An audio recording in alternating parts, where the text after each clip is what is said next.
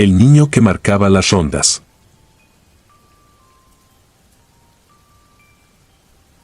Me llamo Esteban y durante casi 2 años trabajé como velador en un complejo residencial a las afueras de Querétaro. Lo que voy a contar ocurrió en septiembre de 2021 y fue la razón por la que renuncié. Desde entonces no he vuelto a aceptar un turno nocturno. El residencial estaba construido en una zona elevada, rodeada de terrenos baldíos y cerros. Era un lugar caro, de esos donde todo parecía demasiado perfecto, jardines podados, calles impecables, cámaras en cada esquina y casas enormes que durante la madrugada parecían abandonadas. Mi horario era de 7 de la noche a 7 de la mañana. Éramos 3 guardias, aunque cada uno cubría una zona distinta. Mi sector incluía las últimas 4 calles, una pequeña cancha deportiva y un parque infantil construido junto a la barda perimetral. Durante meses no ocurrió nada importante. Hasta aquella madrugada. A las 2:17 recibí una alerta del sensor de movimiento instalado en el parque. No era extraño que algún gato activara los sensores, así que tomé la bicicleta y fui a revisar. Había llovido poco antes y una neblina baja cubría las calles. Cuando llegué, encontré algo que inmediatamente me pareció raro. Uno de los columpios se movía. No violentamente. Se balanceaba despacio, como si alguien acabara de levantarse. Iluminé alrededor y no encontré a nadie.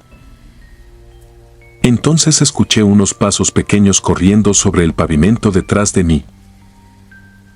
Volteé. Al final de la calle alcancé a distinguir la silueta de un niño. Estaba inmóvil bajo una lámpara. Calculé que tendría 7 u 8 años. Llevaba una camiseta clara y algo parecido a un pantalón de pijama. Pensé que algún residente había salido buscando a su hijo, así que avancé hacia él. El niño comenzó a caminar. No corría. Simplemente mantenía suficiente distancia para que yo no pudiera alcanzarlo. Lo seguí hasta la calle 42, donde se detuvo frente a una casa deshabitada. La propiedad llevaba meses en venta. Yo mismo revisaba puertas y ventanas durante mis rondines. El niño entró por el costado. Bajé de la bicicleta y alumbré hacia el pasillo lateral. No había nadie. Lo extraño fue encontrar pequeñas huellas mojadas sobre el concreto. Huellas de pies descalzos. Las seguí. Terminaban frente a una ventana cerrada. No continuaban hacia ningún lado. Regresé a la caseta bastante nervioso y revisé las cámaras. Encontré la grabación correspondiente a las 2:17. Ahí comenzó el verdadero problema. En el video aparecía yo llegando al parque, mirando el columpio y después girando repentinamente hacia la calle.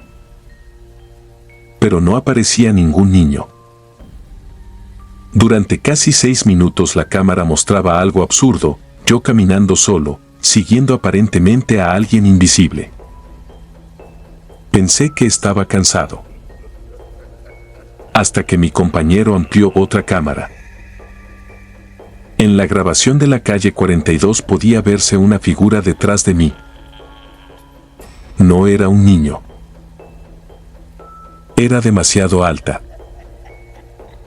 Caminaba encorvada, prácticamente pegada a mi espalda, siguiéndome mientras yo avanzaba detrás de aquello que creía estar viendo.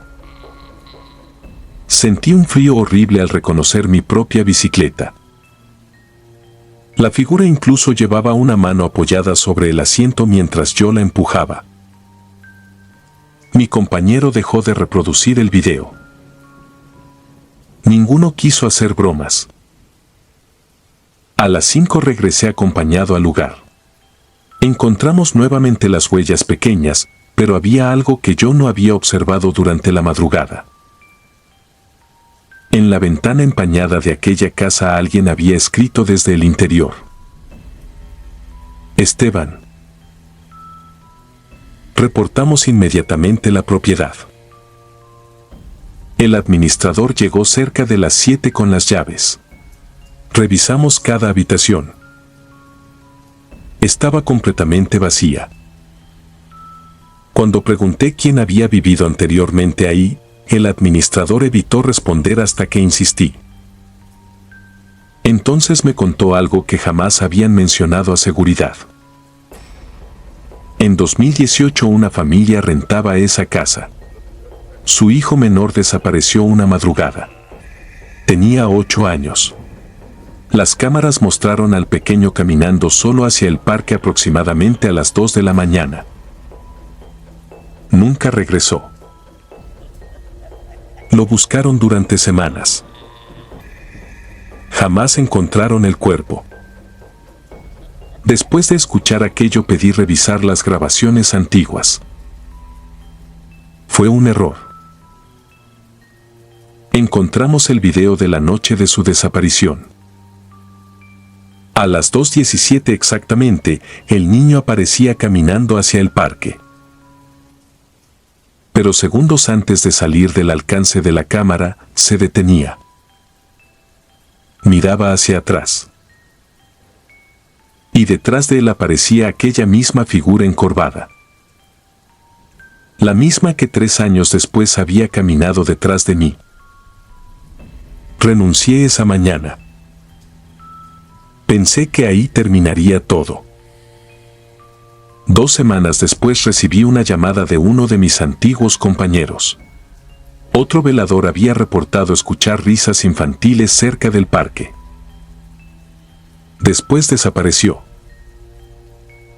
Encontraron únicamente su bicicleta junto a la cancha. Nunca encontraron al hombre. Pero aquello no fue lo peor. Meses después me enviaron una captura de una cámara instalada recientemente frente al parque. La fotografía estaba fechada a las 2:17 de la madrugada.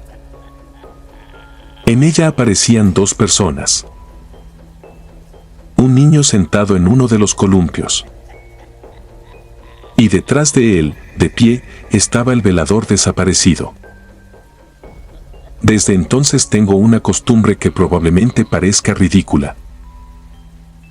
Todas las noches cierro las cortinas antes de las 2.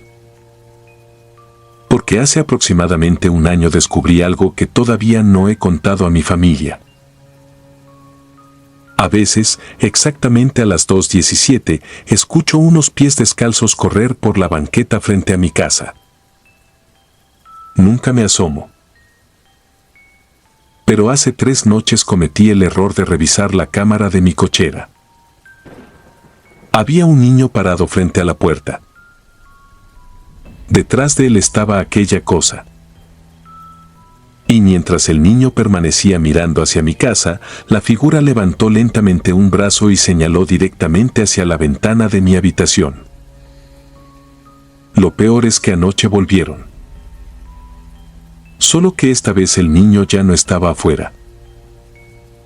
A las 2:17 desperté porque escuché 3 pasos pequeños en el pasillo de mi casa.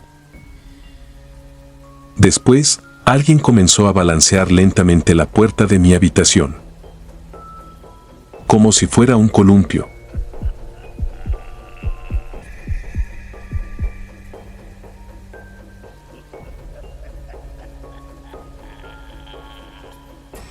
Solo existía en las cámaras.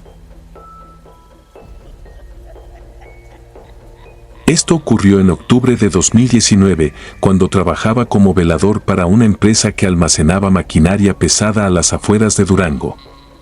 Nunca he dicho el nombre del lugar porque todavía conozco gente que trabaja ahí y, sinceramente, tampoco quiero que alguien relacione lo que pasó conmigo. El terreno era enorme, cercado con malla ciclónica y rodeado de cerros. Había 3 bodegas, un patio lleno de maquinaria y una caseta de vigilancia junto al único acceso. Después de las 10 de la noche cerrábamos el portón y nadie podía entrar hasta las 6 de la mañana. Acepté cubrir el turno de un compañero porque necesitaba el dinero. Fue un error. Llegué poco antes de las 11. El velador de la tarde me entregó las llaves, una radio y una libreta donde anotábamos cualquier novedad. Antes de marcharse me dijo algo que entonces me pareció una broma, que si durante la madrugada veía a alguien caminando entre las máquinas, primero revisara las cámaras antes de salir. No pregunté por qué. A las 2 de la mañana había terminado mi segunda ronda. Hacía frío y soplaba un viento seco que levantaba tierra contra las láminas de las bodegas. Regresé a la caseta, preparé café y me puse a observar los 8 monitores. Fue entonces cuando vi al hombre. Apareció en la cámara 6, instalada detrás de la bodega principal. Estaba parado entre una excavadora y una retroexcavadora, a unos 80 metros de donde yo me encontraba. Pensé que alguien había entrado a robar. Tomé la lámpara, pero antes de salir miré nuevamente el monitor. El hombre seguía ahí. Era alto, muy delgado y vestía pantalón oscuro con una camisa clara cubierta de tierra. Lo extraño era su postura. Permanecía completamente derecho, con los brazos pegados al cuerpo y la cabeza ligeramente inclinada hacia un costado. Abrí la puerta de la caseta. Desde ahí podía ver perfectamente la excavadora. No había nadie. Regresé al monitor. El hombre seguía parado exactamente en el mismo sitio. Sentí ese escalofrío desagradable que empieza en la espalda y termina detrás de las orejas. Pensé que la cámara podía estar reproduciendo una imagen atrasada, así que levanté mi lámpara y apunté hacia ella. En el monitor apareció inmediatamente el destello. La transmisión estaba en vivo. Y aquella cosa seguía ahí. Entonces se movió. No caminó. Simplemente apareció unos metros más cerca. Un segundo estaba junto a la excavadora y al siguiente se encontraba frente a la bodega. Volví a mirar por la ventana. Nada. Cuando regresé la vista al monitor, estaba mirando directamente hacia la cámara. Su cara parecía deformada por la mala resolución, excepto que las máquinas, las piedras e incluso la maleza que tenía alrededor se distinguían perfectamente. Solo su rostro parecía incapaz de quedar enfocado. Tomé la radio y llamé al guardia que vigilaba otra propiedad de la empresa aproximadamente a 1 kilómetro. No contestó. Volví a intentarlo. Entonces escuché 3 golpes contra la puerta de mi caseta. Me quedé inmóvil. No fueron golpes fuertes. Sonaron como los nudillos de una persona pidiendo que le abrieran. Miré hacia la ventana. No había nadie. En la cámara del acceso tampoco aparecía nadie. Pero en la cámara 6, el hombre ya no estaba. Esperé varios minutos antes de moverme. Después revisé cada monitor hasta encontrarlo. Estaba en la cámara 2. Detrás de mi caseta. Lo tenía quizá a 3 metros de mí, separado únicamente por la pared. Sentí que el estómago se me cerraba. La figura permanecía de espaldas a la cámara, mirando hacia la pared donde yo estaba sentado. Y entonces levantó lentamente un brazo. 3 golpes volvieron a escucharse. Esta vez detrás de mí. Apagué las luces. No sé por qué lo hice. Tal vez pensé que, si no podía verme, se iría. Durante casi 20 minutos permanecí sentado en completa oscuridad observando los monitores. La figura no se movió. A las 3:17 ocurrió algo peor. El teléfono de la caseta comenzó a sonar. Era una línea interna que solo comunicaba las instalaciones de la empresa. Contesté. No escuché ninguna voz. Solo una respiración lenta y, detrás de ella, un ruido metálico. Reconocí ese sonido. Era la puerta de la caseta rechinando. La misma puerta que estaba cerrada frente a mí. Colgué. Entonces la manija comenzó a bajar lentamente. No recuerdo haber sentido un miedo semejante en toda mi vida. Me quedé sujetando la radio contra el pecho mientras veía cómo la manija descendía hasta el límite y regresaba a su posición. Después, silencio. A las 5:30 comenzó a amanecer. La figura desapareció de las cámaras. Cuando llegó mi relevo, no dije nada. Únicamente le pedí que me acompañara a revisar las grabaciones. Encontramos al hombre en cada uno de los videos. Pero descubrimos algo que yo no había visto durante la noche. Cuando apareció por primera vez detrás de la bodega, no estaba solo. Había otra figura parada varios metros detrás de él. Era un hombre con uniforme de seguridad. Mi uniforme. Fuimos avanzando la grabación y aquella segunda figura comenzó a acercarse lentamente al desconocido. En las últimas imágenes, justo antes de que golpearan mi puerta, ambos estaban juntos. Entonces mi compañero pausó el video. El guardia que aparecía junto al hombre tenía mi cara. Yo estaba seguro de que aquello era imposible porque a esa misma hora me encontraba dentro de la caseta. Mi compañero se quedó pálido y cerró la grabación. Después sacó la libreta de novedades de un cajón y buscó entre páginas antiguas hasta encontrar una anotación de 2011. Un velador llamado Esteban había desaparecido durante un turno nocturno. Nunca encontraron su cuerpo. La última grabación de aquella noche mostraba a Esteban caminando detrás de la bodega acompañado por un desconocido de camisa clara. Renuncié esa misma mañana. Durante meses traté de convencerme de que había una explicación, hasta que hace aproximadamente 2 años recibí un mensaje de un antiguo compañero. Habían demolido una de las bodegas para ampliar el patio. Debajo del concreto encontraron restos humanos. Eran de Esteban. Pero eso no fue lo que me hizo cambiar de número telefónico y dejar de hablar con cualquiera relacionado con aquel trabajo. Mi compañero me mandó una fotografía tomada por los trabajadores antes de que llegaran las autoridades. Junto a los huesos había una credencial de seguridad cubierta de tierra. La credencial tenía una fotografía mía. Mi nombre completo. Y una fecha de contratación impresa debajo. Octubre de 2019. Todavía conservo la credencial original que me entregaron cuando entré a trabajar. Por eso sé que aquella no podía ser la mía. Desde entonces tengo una costumbre que nunca he podido quitarme.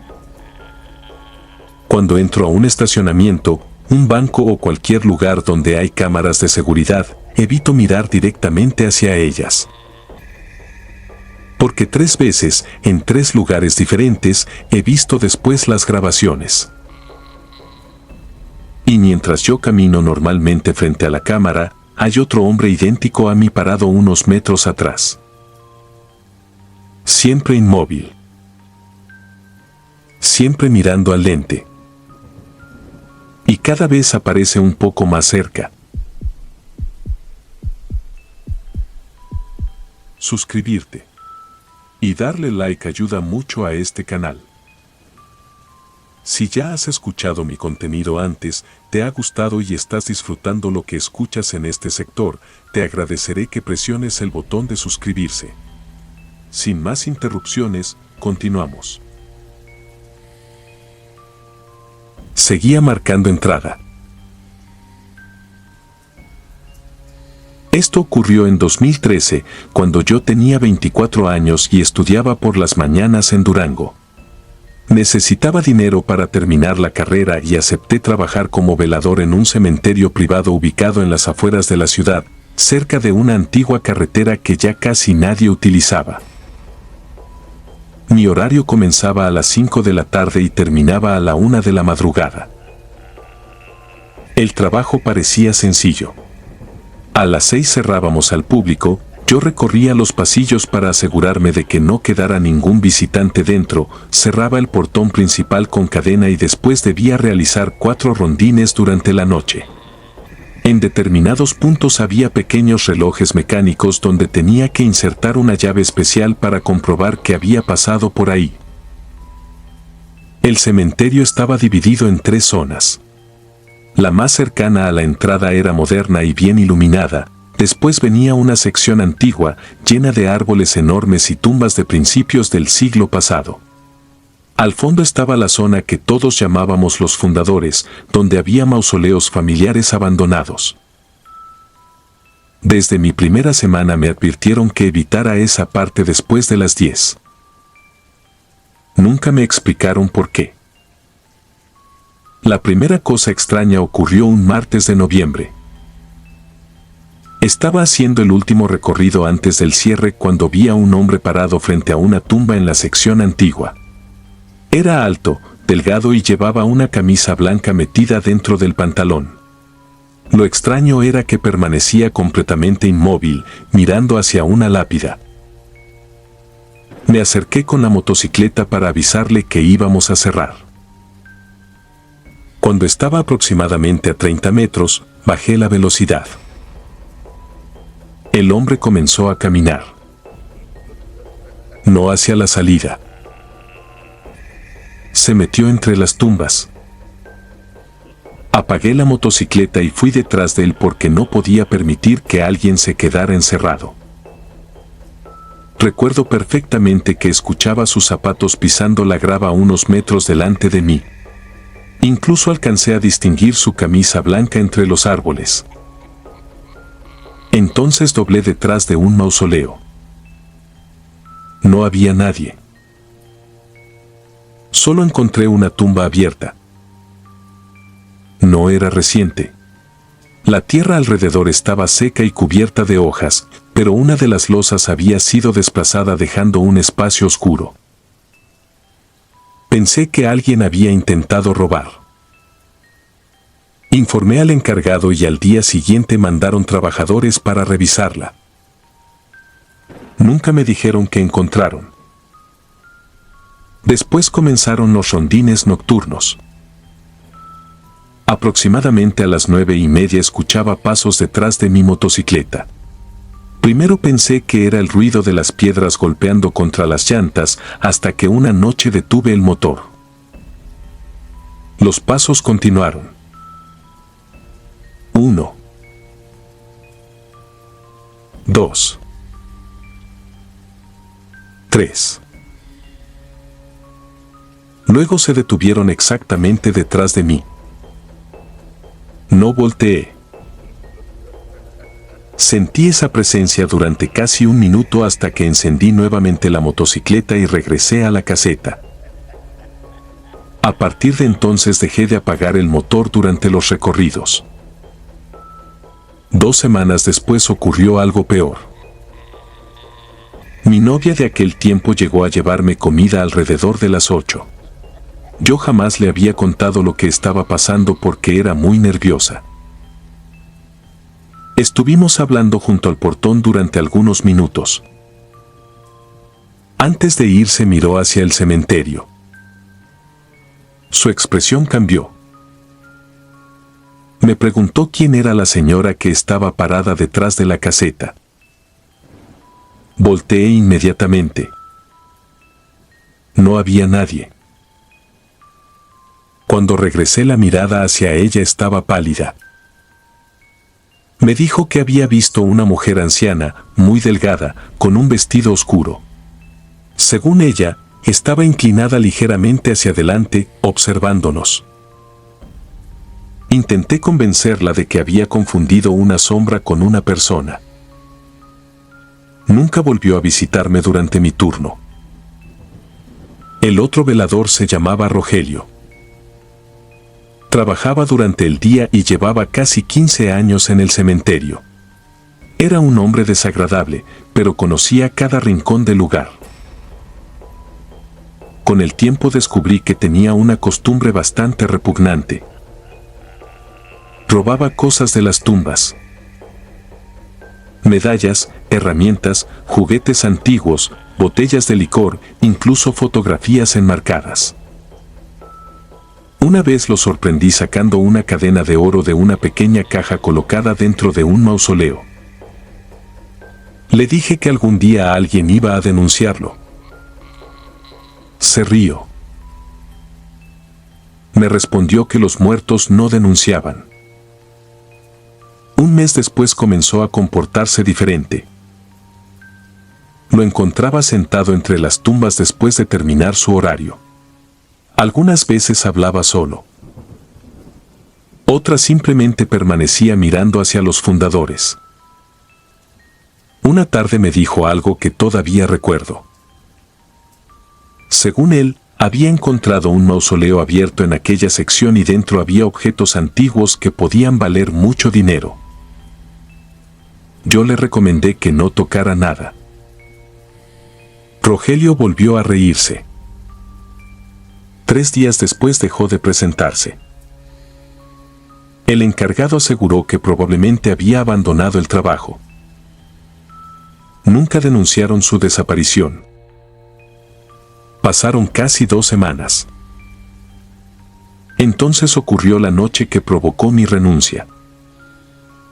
Eran aproximadamente las 11:20 cuando inicié mi último rondín. La motocicleta avanzaba lentamente por la sección antigua. Cuando llegué al reloj número 3, bajé para registrar mi paso. Fue entonces cuando escuché una voz. Muy baja. Venía desde algún lugar entre los árboles. Al principio pensé que alguien había entrado. Después reconocí la voz. Era Rogelio. Decía mi nombre. No gritaba. Lo pronunciaba lentamente, como si estuviera demasiado cansado. Tomé la linterna y avancé algunos metros. La voz volvió a escucharse. Esta vez provenía de los fundadores. Mi instinto me decía que regresara, pero pensé que quizá Rogelio había sufrido algún accidente y llevaba días escondido. Seguí caminando. Cuando llegué al mausoleo más grande encontré la puerta abierta. Nunca había estado abierta durante mis turnos. Iluminé el interior. Había escalones que descendían hacia una pequeña cripta. Entonces escuché nuevamente. Ayúdame. Bajé 3 escalones. El olor era insoportable. No era exactamente olor a cadáver.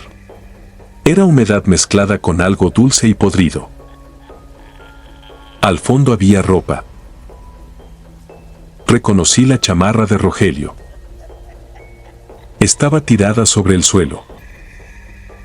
Junto a ella había relojes, cadenas, juguetes, fotografías y otros objetos que seguramente había robado durante años. Después escuché un movimiento detrás de mí. Algo estaba bajando las escaleras. No eran pasos normales. Sonaba como si alguien arrastrara los pies. Apunté la linterna hacia arriba. Solo vi unas piernas. Un pantalón gris. Zapatos negros cubiertos de tierra.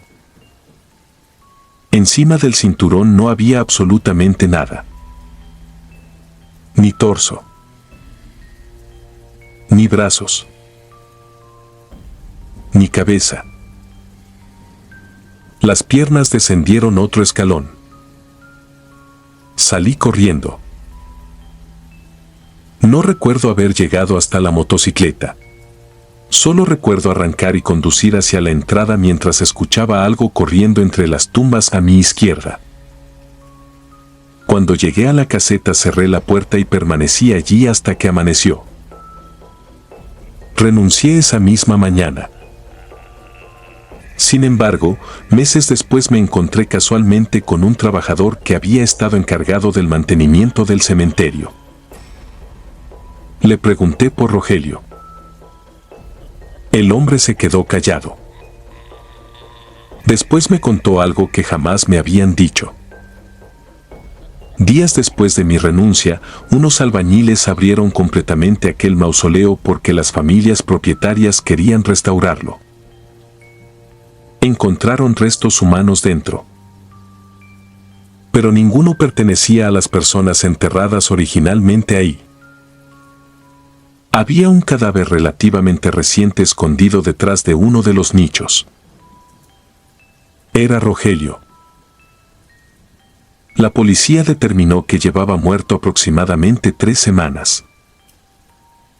Eso significaba que cuando yo escuché su voz aquella noche, Rogelio ya estaba muerto. Durante mucho tiempo pensé que aquello era lo peor de la historia. Hasta que, casi 7 años después, recibí una llamada de un antiguo compañero. El cementerio había cambiado de administración y estaban digitalizando los viejos registros de los veladores. Encontraron mis hojas de rondines. También encontraron las de Rogelio. Según el registro oficial, después de su desaparición alguien siguió marcando con su llave personal los relojes del cementerio. Cada noche. A las mismas horas. Durante 22 días. La última marca se registró exactamente a las 11:23 de la noche en el reloj número 3. El reloj que estaba frente al mausoleo donde encontraron su cadáver. Todavía conservo una fotografía de aquella hoja porque durante años pensé que necesitaba alguna prueba de que todo aquello había ocurrido realmente. Pero hay un detalle que jamás he enseñado.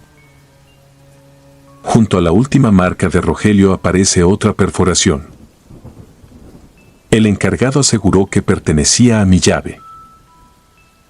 Yo revisé la fecha muchas veces. Fue realizada 3 días después de mi renuncia.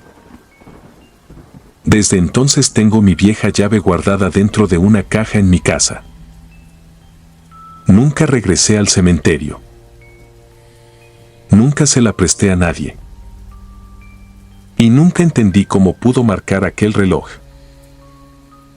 Lo que sí sé es que, algunas noches, cuando la casa está completamente silenciosa, escucho algo metálico golpeando desde dentro de esa caja. 3 veces. Siempre 3. Exactamente como sonaba el reloj del cementerio cuando terminábamos un rondín.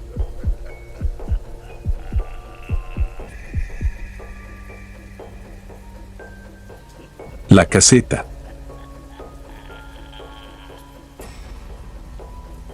Trabajé como velador en una antigua propiedad a las afueras de Zacatecas durante el invierno de 2011.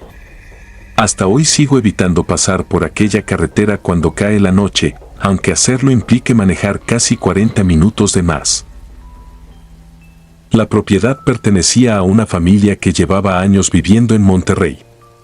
Era una casona de cantera levantada sobre un terreno enorme, rodeado de mezquites secos y bardas demasiado altas para una casa que ya casi nadie habitaba.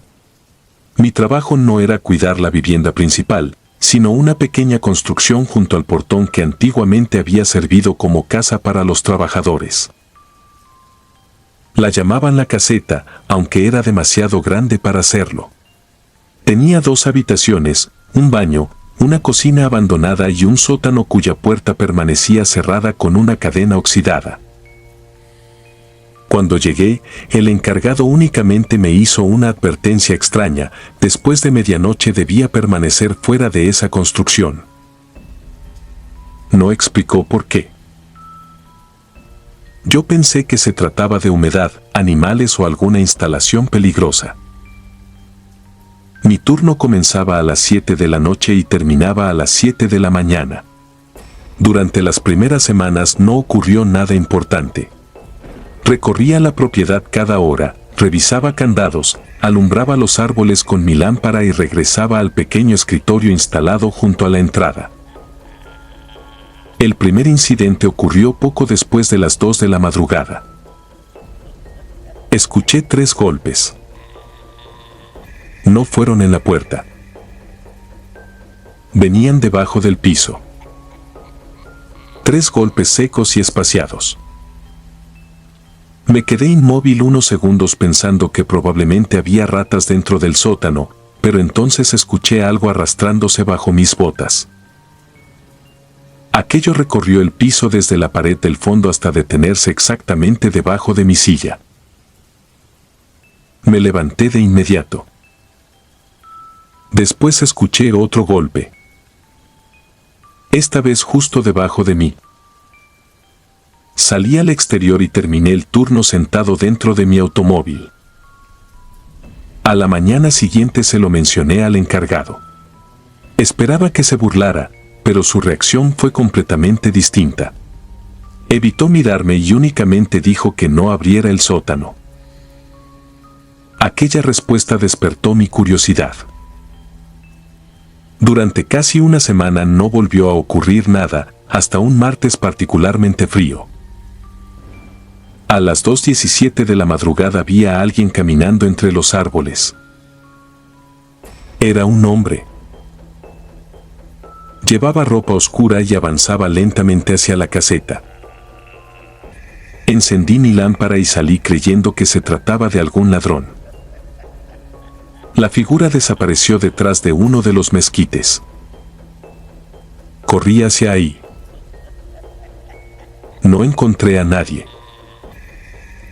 El terreno estaba seco y cubierto de polvo, por lo que cualquier persona habría dejado huellas. Sin embargo, alrededor del árbol solamente encontré algo extraño: tierra húmeda. Parecía recién sacada de algún agujero. Regresé preocupado.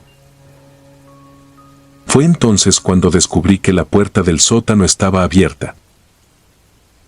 La cadena seguía colocada, pero había sido cortada limpiamente. No bajé. Tomé fotografías con mi teléfono y llamé al encargado, aunque no respondió. Mientras esperaba escuché algo desde las escaleras. Una respiración. Lenta. Profunda. Después comenzó aquel sonido otra vez. 3 golpes. Pero ahora entendí algo que me provocó un escalofrío. No eran golpes contra una pared. Sonaban como alguien golpeando madera desde adentro. Bajé aproximadamente 4 escalones y dirigí mi lámpara hacia el fondo. El sótano era más grande de lo que imaginaba.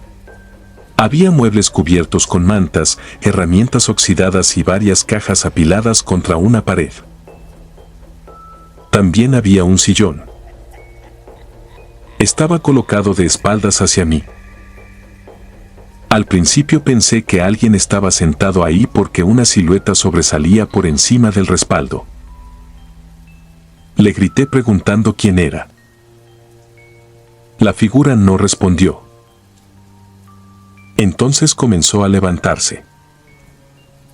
Recuerdo perfectamente que mis piernas dejaron de responder. Aquello era demasiado alto. Su cabeza casi tocaba las vigas. No distinguí rostro ni ropa. Solamente una forma humana completamente negra que parecía absorber la luz de mi lámpara. Cuando terminó de levantarse escuché nuevamente los 3 golpes. Pero provenían detrás del sillón.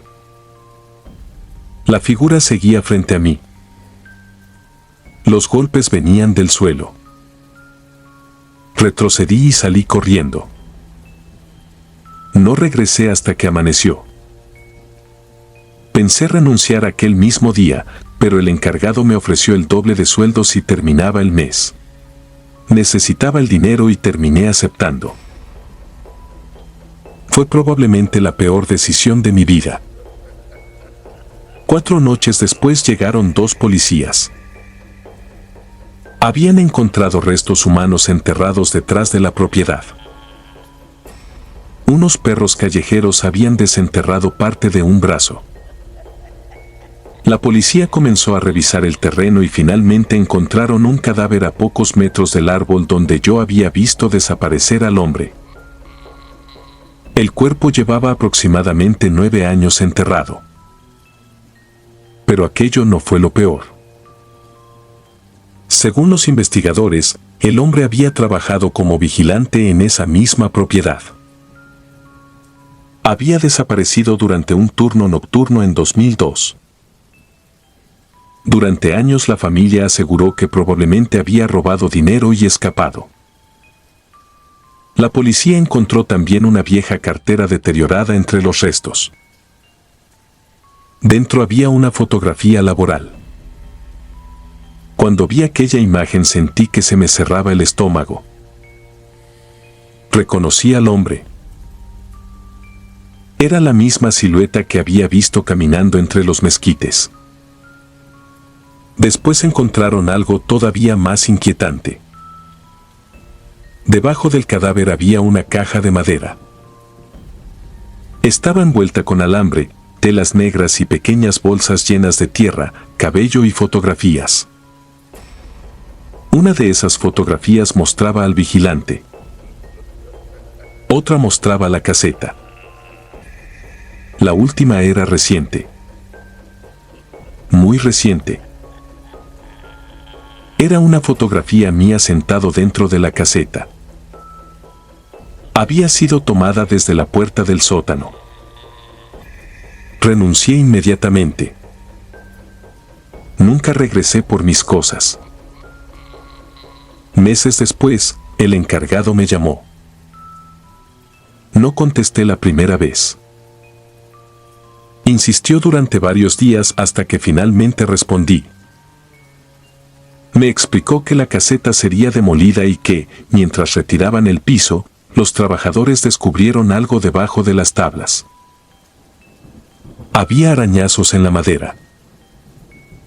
Cientos. Como si alguien hubiera intentado salir desde abajo. También encontraron una frase escrita repetidamente con algo parecido a carbón. El encargado me mandó una fotografía. Todavía la conservo. Decía: el que vigila ocupa el lugar del anterior. Nunca entendí completamente qué significaba hasta hace algunos años. Trabajo actualmente como supervisor en una fábrica. Una madrugada revisé las cámaras de seguridad porque uno de los veladores aseguró haber visto a un hombre caminando cerca de los almacenes. Revisé las grabaciones. Durante varios minutos no apareció nadie. Hasta que llegué a las 2:17 de la madrugada. Una figura oscura salió lentamente detrás del velador. Se quedó parada a menos de 1 metro de él. Después levantó la cabeza hacia la cámara. No tenía rostro. Pero detrás de aquella sombra apareció otro hombre. Era yo. Exactamente como lucía en 2011. Con el uniforme de aquella propiedad. Desde aquella noche comprendí algo que hubiera preferido ignorar. Yo nunca escapé realmente de ese lugar. Solamente fui el siguiente en salir.